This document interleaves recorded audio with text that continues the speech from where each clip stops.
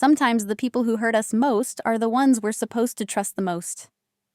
I learned this lesson the hard way when I discovered my car was missing from the apartment complex parking lot. The car I had saved for years to buy. The car that represented my independence. Gone without a trace. Standing in the empty parking space, I felt my heart race as I frantically searched for my silver Honda Civic. I called the police immediately, assuming it had been stolen. The officer who arrived took down my information with a sympathetic nod, promising to keep an eye out. But something didn't sit right. There had been no break-ins reported in the area for months. It wasn't until my phone rang later that evening that the truth began to unravel. My mother's voice, casual and unbothered, confirmed what I couldn't have imagined. "Oh, I took your car. I thought Kelly mentioned it to you." Her voice had that familiar dismissive tone, the one that always made me feel like my concerns were overreactions. "We needed the money for Emma's wedding. You know how important this day is for your sister."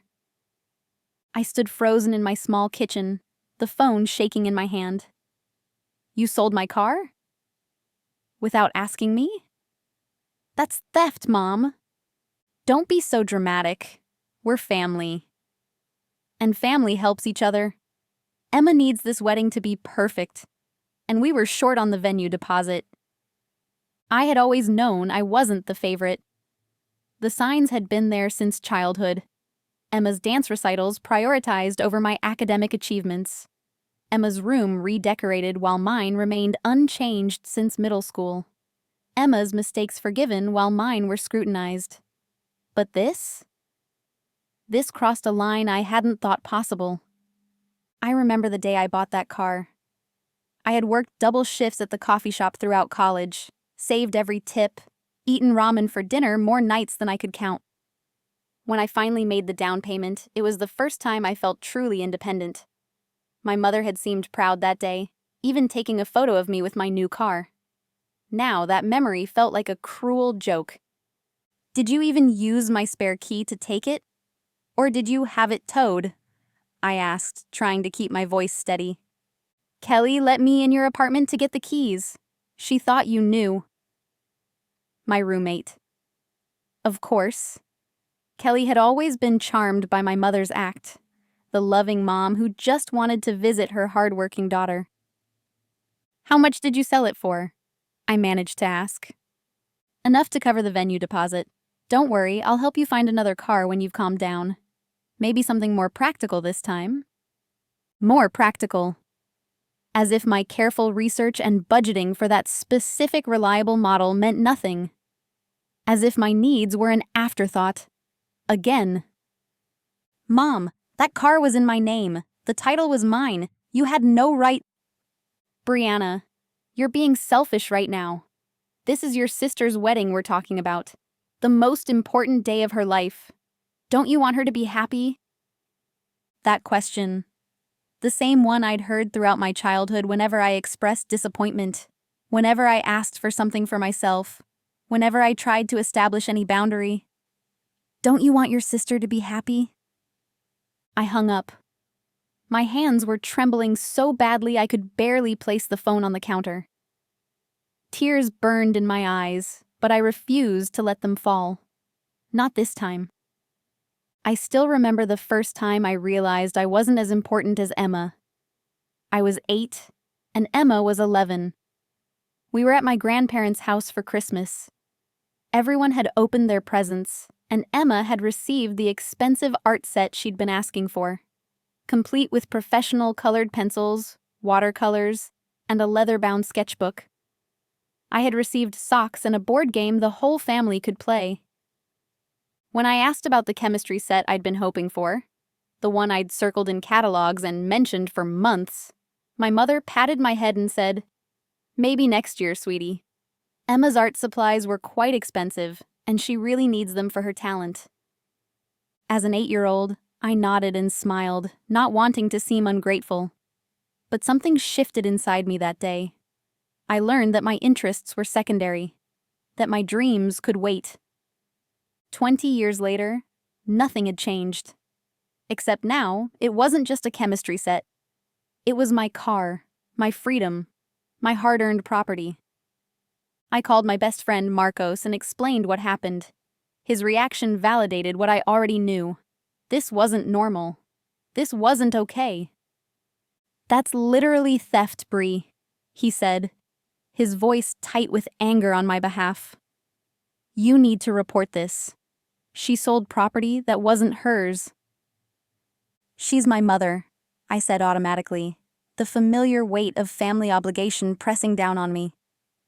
"And that makes it worse, not better," Marcos replied firmly. "She should be protecting you, not stealing from you." Deep down, I knew he was right. But years of conditioning made it hard to see my mother's actions clearly. There was always an explanation. Always a reason why Emma's needs trumped mine. Always a suggestion that I was overreacting, being dramatic, not understanding what family meant. That night, I barely slept. I scrolled through photos of my car, the place where I sang at the top of my lungs during my commute, where I had cried after breakups, where I had celebrated job offers. My safe space, gone. By morning, something had hardened inside me. A resolve I hadn't felt before. I realized that this pattern would never end unless I ended it. My mother had taken my car to pay for my sister's wedding venue. A venue Emma had insisted on despite it being well above their budget. A wedding that had already consumed conversations for months, with no one ever asking about my life, my achievements, my struggles. I made a decision right then. I wasn't going to let this slide like I had with everything else. I wasn't going to accept an apology that would inevitably come with strings attached. I wasn't going to pretend this was normal. My next move would change everything between us. And for once, I didn't care if my mother or Emma approved. The morning after discovering what my mother had done, I called in sick to work. I couldn't face explaining to my coworkers why I suddenly needed rides, or why I looked like I hadn't slept. The truth was too humiliating. How do you tell people your own mother stole and sold your car? I spent that day researching my legal options. According to everything I read online, what my mother did was clearly auto theft. The car was registered in my name. I had the paperwork to prove it. But pressing charges against my own mother? The thought made my stomach turn. I tried calling my sister Emma instead. Maybe she didn't know what Mom had done. Maybe she would be horrified and help make this right. "Hey, Bree, can I call you back?" "I'm at a cake tasting," Emma answered, her voice light and distracted. "Mom sold my car to pay for your wedding venue," I said bluntly. There was silence on the other end. "Oh, that..." Her voice dropped. "Look, I told her to talk to you first, but you know how Mom gets when she has an idea." "You knew?" My voice cracked. "You knew and you didn't stop her? Or at least warn me?" "Don't be dramatic. It's just a car. Mom said she'd help you get another one eventually. This venue was about to be booked by someone else, and it's absolutely perfect. You should see the garden where we'll have the ceremony." I hung up. My own sister. Of course she knew. Of course she thought it was justified. That evening, my stepfather Rick called. He'd been married to my mother for 12 years, and while we weren't particularly close, he had always been fair to me. Unlike my mother, he had actually attended my college graduation. "Brianna, I just heard what happened.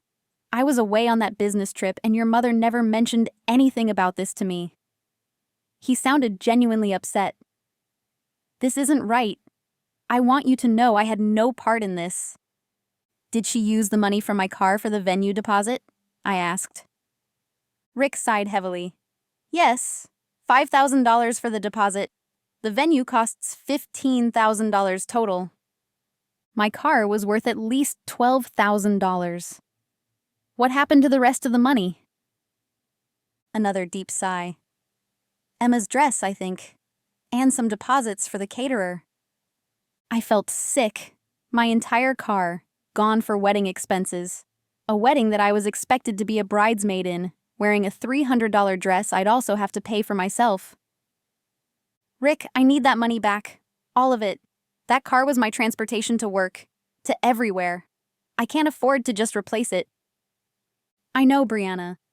I told your mother this was wrong, but... His voice trailed off.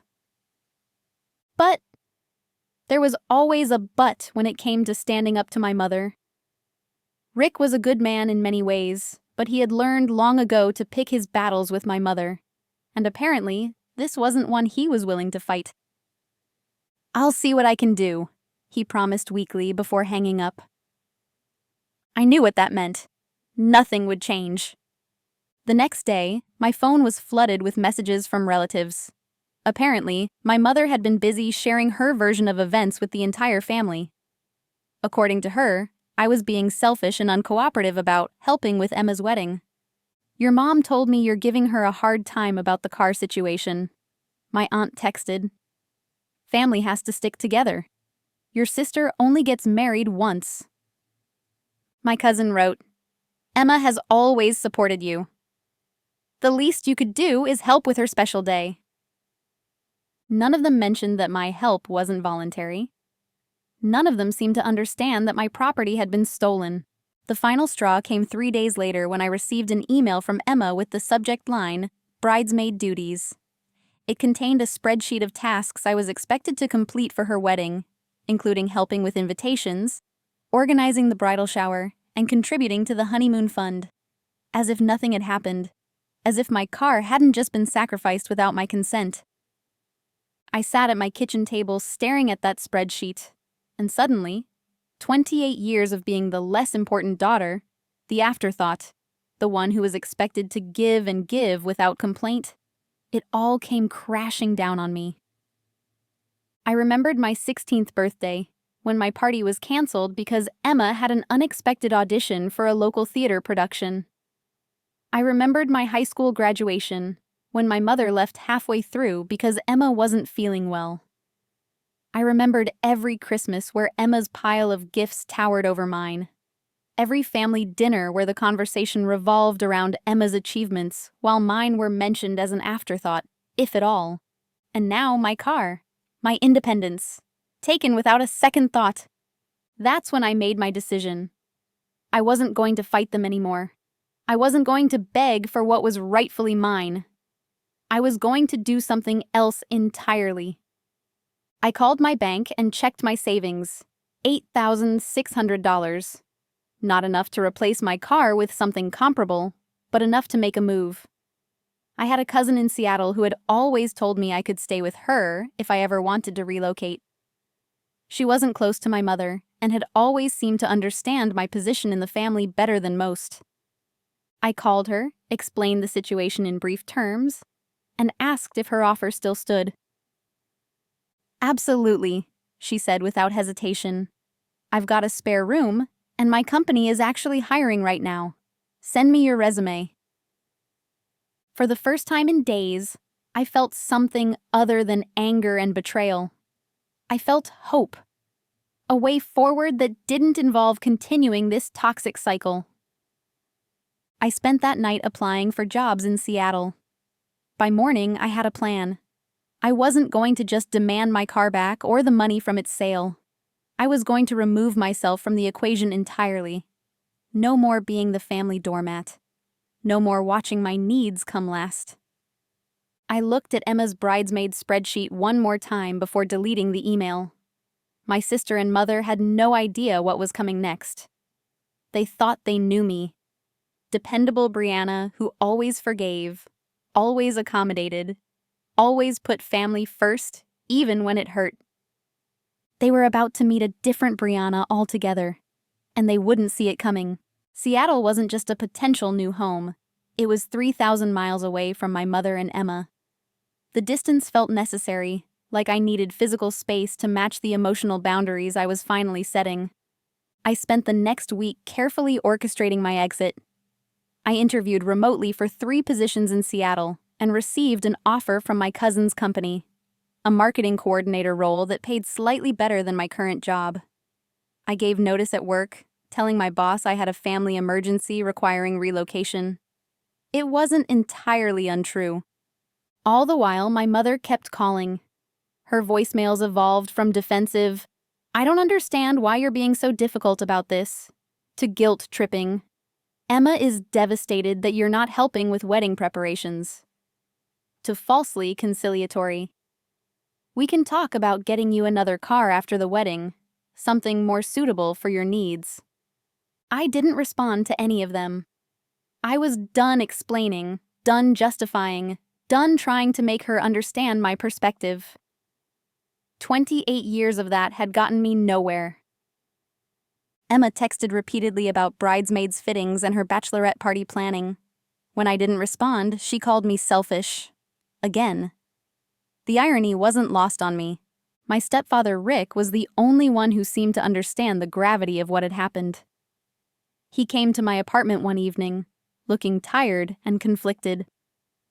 "Your mother doesn't know I'm here," he said as I let him in.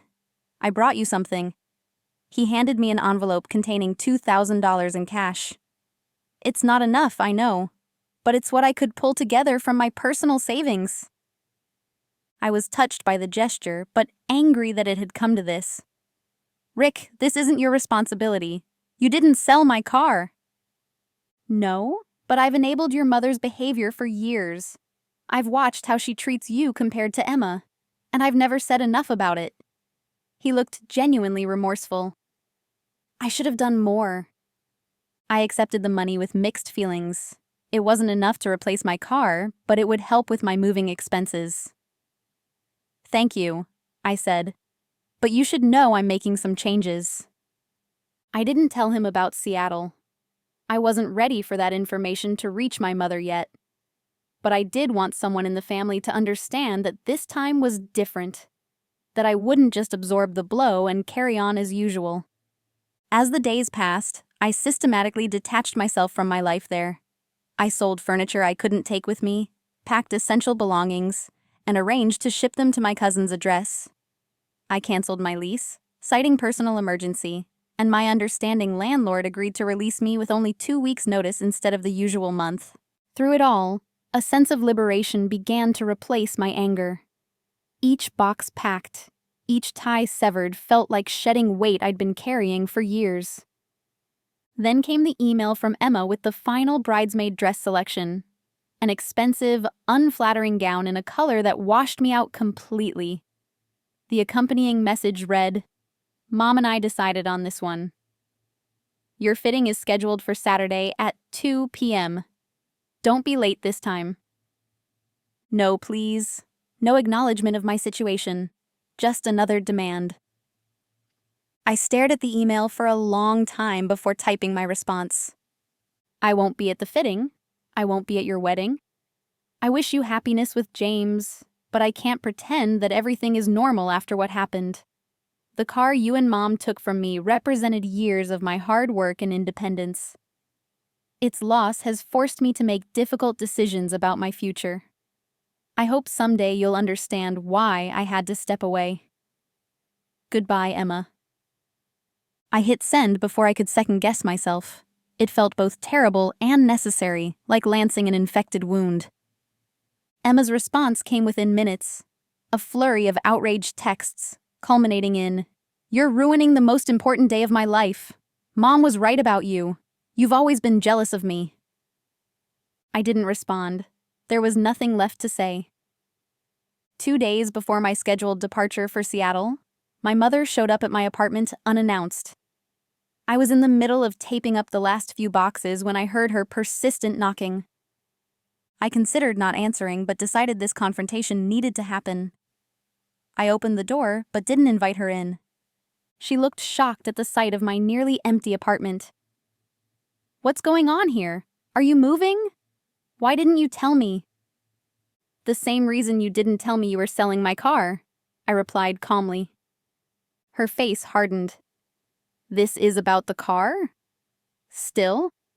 I told you we'd figure something out after the wedding." "This isn't just about the car, Mom. It's about my entire life with you and Emma. It's about never being a priority, never being respected, never being treated as an equal member of this family. That's ridiculous. We're family. Everything I've done has been for this family. No, I said, meeting her gaze steadily. Everything you've done has been for Emma. I was just expected to go along with it, to sacrifice without complaint, to understand why my needs always came last. Where are you going? She demanded, ignoring my words as she had so many times before. Somewhere I can start fresh. Somewhere I can be valued. Her expression shifted from anger to manipulation, a transition I'd seen countless times before. You can't just leave. What about Emma's wedding? What about your responsibilities? My only responsibility now is to myself, I said. I've given enough. If you do this, you'll regret it, she warned, her voice turning cold. You'll be alone. Is that what you want? I almost laughed. Mom, I've been alone in this family for years.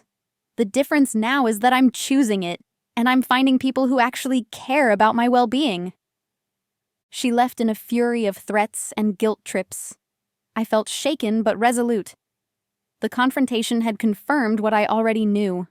There was no reasoning with her, no way to make her understand the damage she had done. That night, I received a long, ranting email from Emma, clearly written after speaking with our mother. She called me selfish, ungrateful, jealous, and dozens of other hurtful things. She said I was dead to her if I missed her wedding. I read it once, then archived it without responding. The old Brianna would have apologized, would have tried to smooth things over, would have sacrificed her own feelings to keep the peace. But that Brianna was gone. The next day, I methodically removed myself from my family's lives. I blocked their numbers on my phone. I unfriended them on social media. I changed my email address. I left no forwarding address with my landlord. I was ready for Seattle. Ready for my next move. And my mother and sister had no idea what was coming. 6 months passed in Seattle. 6 months of rebuilding, of healing, of discovering who I was outside of my family's shadow. My cousin had been an incredible support, and I'd made new friends at work who knew nothing of my past. People who valued me for me, not as Emma's sister or Helen's other daughter. The marketing coordinator position had turned into something more. My boss recognized my talent and moved me to the creative team, where I finally got to use my design skills. The same skills my mother had always dismissed as just a hobby, while praising Emma's mediocre artistic abilities.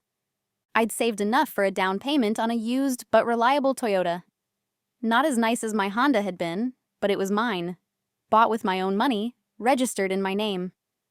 Every time I drove it, I felt a sense of reclaimed independence.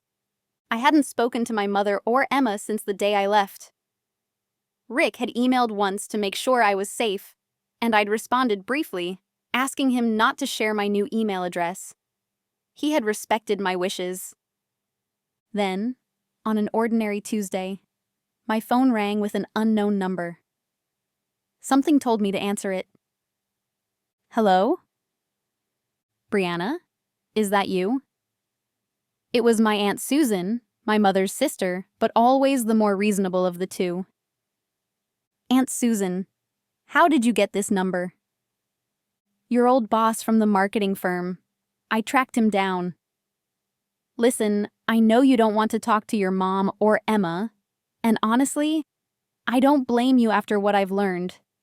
But there's something you should know. My heart raced. Is someone hurt? No, nothing like that. But Emma's wedding was called off. James found out about some financial discrepancies. Apparently, Emma had been hiding significant debt from him, and when he discovered she'd used his credit card to pay for several wedding expenses without telling him, he ended things.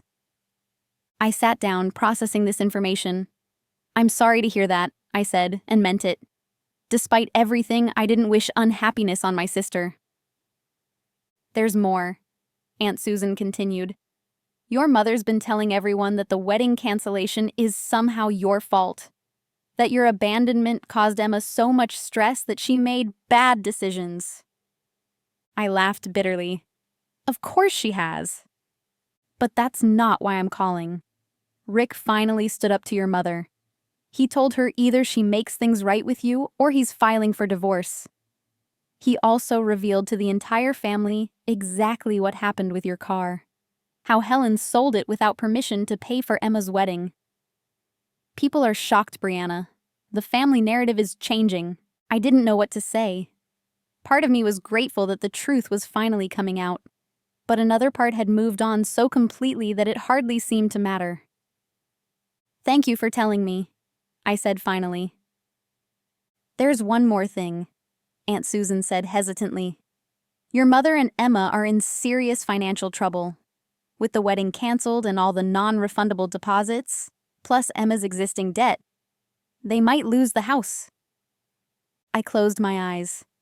6 months ago, this news might have pulled me back in, made me feel responsible somehow. Now I felt detached. Their financial problems weren't my burden to bear. I'm sorry to hear that, I said again, but I can't help them. I'm not asking you to, Aunt Susan replied quickly. I just thought you should know. And, well, your mother has been trying to find you. I wanted to warn you. After we hung up, I sat in silence for a long time. Then I opened my laptop and did something I hadn't done in months. I checked my old email account. There were dozens of messages from my mother and Emma, evolving from angry to desperate as their situation deteriorated. The most recent one, sent just yesterday, had the subject line, "We need to talk about the insurance money." Curious despite myself, I opened it. Brianna, I don't know if you're reading these emails, but we've discovered something important. The car was still insured in your name when I sold it. The insurance company has been trying to reach you about a settlement check for $15,000 due to the buyer's accident. They can't release the funds without your signature. Please contact me immediately. We need this money. I stared at the screen in disbelief. My car had been totaled after my mother sold it, and now there was an insurance payout in my name. A payout my mother and sister were desperate to get their hands on. I laughed out loud. The universe had a strange sense of justice sometimes. The next day, I contacted the insurance company directly. They confirmed everything. A settlement check was indeed waiting for me.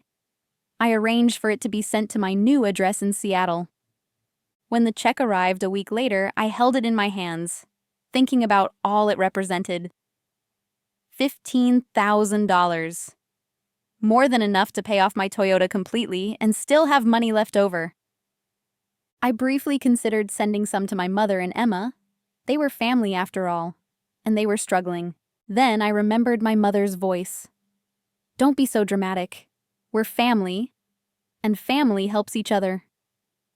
I remembered how she'd taken my car without permission, how she'd dismissed my feelings, how she'd prioritized Emma's wedding over my basic needs.